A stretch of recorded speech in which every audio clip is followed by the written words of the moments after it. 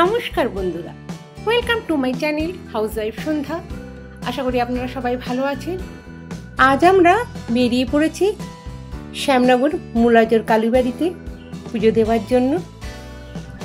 তো আমরা প্রথমে আমাদের কমপ্লেক্স থেকে আমরা বেরোচ্ছি এবং সেখান থেকে মাঝখান থেকে আমরা হাই রোড থেকে দিদিকে নিয়ে নেবো। হাই রোডের ধারেই ওদের ঘর। তো দিদি চলে এসেছে, দিদিকে আমরা ওখান থেকে পিক আপ করে নিলাম। কল্যাণী হাইওয়ে দিয়ে আমাদের এখান থেকে 15-20 মিনিটের মতো লাগবে। ওখান থেকে ফিডার রোড ধরে নেব।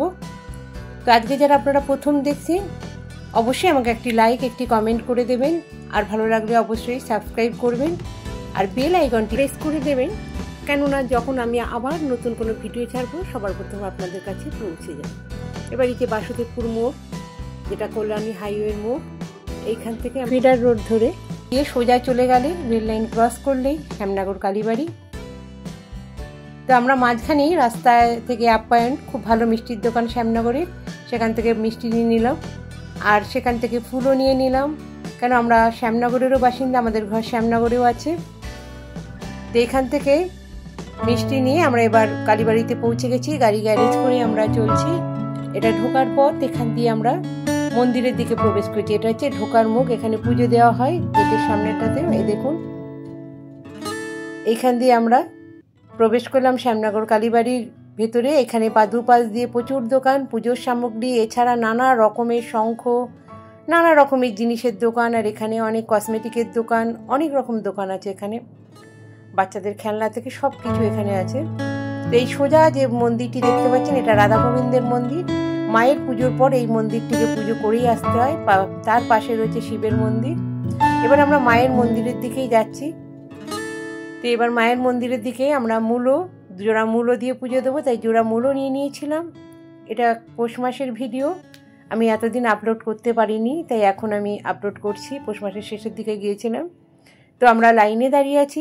কথিত আছে 1219 বঙ্গাব্দে 31শে বৈশাখ গোপীমোহন ঠাকুর এই মন্দিরটি প্রতিষ্ঠা করেছিলেন। দ্বারকানাথ ঠাকুরের ভাই ছিলেন তিনি। শোনা যায় গোপীনাথের ইচ্ছায় মা ব্রহ্মময়ী তার কন্যা রূপে জন্মগ্রহণ করেছিলেন এবং যখন তার মেয়ে 11 বছর হয় তখন তার বিবাহ দেওয়ার জন্য প্রস্তুত হন। সেই সময় কন্যা ব্রহ্মময়ী গঙ্গা স্নানের ইচ্ছা প্রকাশ করে।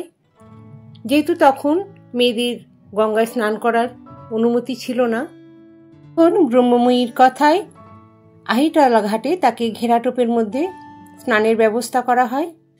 শোনা যায় যখন তিনি ডুব দিয়েছিলেন তারপরে অনেকক্ষণ ধরেও তিনি আর ওঠেননি।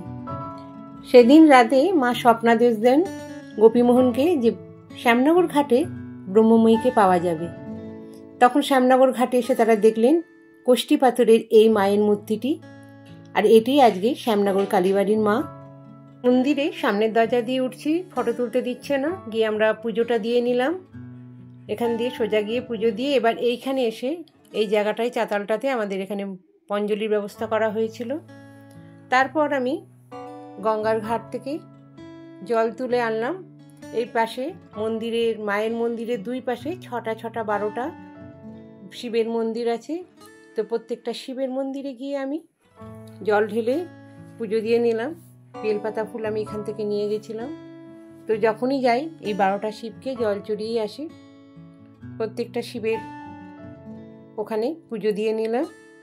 আর ওখানে খুব জাগ্রত এই মায়ের মন্দির। একবার কোনো মনস্কাম নিয়ে গেলে সেটা পুরো হবেই, মানে এই রকমই জাগ্রত। একবার মন দিয়ে মাকে যদি বলে আসা হয়, সেই মনের কথা মা শুনতেও পেয়ে যায়, আর সেই মায়ের আশীর্বাদও সকলে পেয়ে যায়। তো এখানে প্রত্যেকটা মন্দিরে আমি জল ঢেলে নিলাম। এখানে জল ঢেলে প্রত্যেকটা মন্দিরে তখন আমি যাব রাধা গোবিন্দের মন্দিরে। ওখানে ওই 6টা 12টা মন্দির, প্রত্যেকটাই একটু একটু করে দর্শন করিয়ে দিলাম সবাইকে। প্রত্যেকটা মন্দিরের শিবের, এক একটা শিবের মন্দিরে সব ব্রাহ্মণ দাঁড়িয়ে আছে, তারা মন্ত্রপাঠ করে অঞ্জলিও দিচ্ছে। এখান থেকে দেখা যাচ্ছে, দেখুন এদিকে 6টা, আর মাঝখানে মায়ের মন্দির, ওই যে তার ওই পাশে আবার 6টা আছে। এবারে এইটার পাশ দিয়েই রাস্তা আছে একটা, যেটা আমি দেখিয়েছিলাম ঢোকার সময়, রাধা গোবিন্দের মন্দির। সেখানে এই সাদা শিবের মন্দির শ্বেত পাথরের, আর এখানে আছে নন্দী। তো এইখানে পুজো দিয়ে নিলাম, দেওয়ার পর আমি বাইরে বেরিয়ে আসলাম। এসে এবারে যে মন্দিরটা, এই দিক থেকে দেখা যাচ্ছে অনেক বড় মন্দির। তখন তো মেলা চলছিল 1 মাসের, চতুর্দিকে ভিড়, চতুর্দিকে দোকান। 1 মাস ধরে এখানে মেলা হয়, আর প্রচুর ভিড় হয়, প্রচুর। শনিবার হলে তো মারাত্মক লাইন হয়। তো পুজো দিয়ে আমরা এবার ওইখানে কচুরির দোকানে আমরা কচুরি খেলাম। ভেতরেই স্টল আছে কচুরির অনেক। তো বেরোবার পথে তো সেখানে খেয়ে নিলাম। আমরা কচুরি খেয়ে, চাটা খেয়ে সেইখান থেকে আমরা বেরিয়ে আসলাম। খাওয়া দাওয়ার পর আমরা গেলাম রামকৃষ্ণ মন্দিরে, যেটা মন্দিরের সাইডেই আছে, যেটা গঙ্গার ধারে।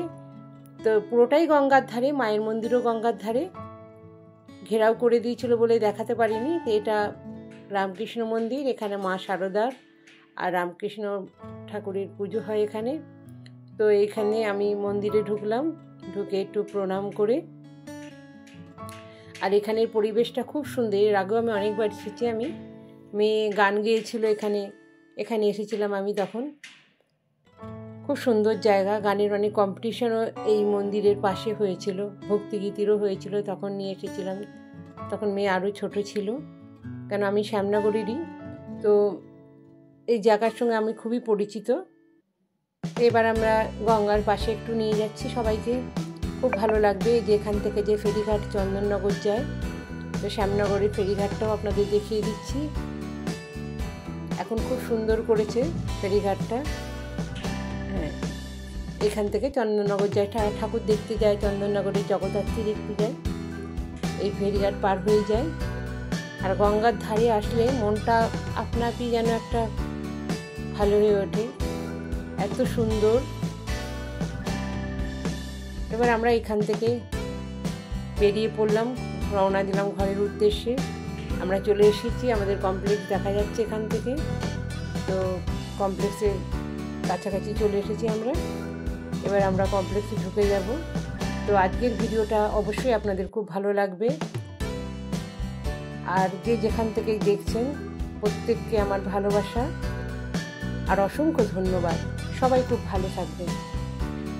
আবার আসবো নতুন ভিডিও নিয়ে আপনাদের সামনে।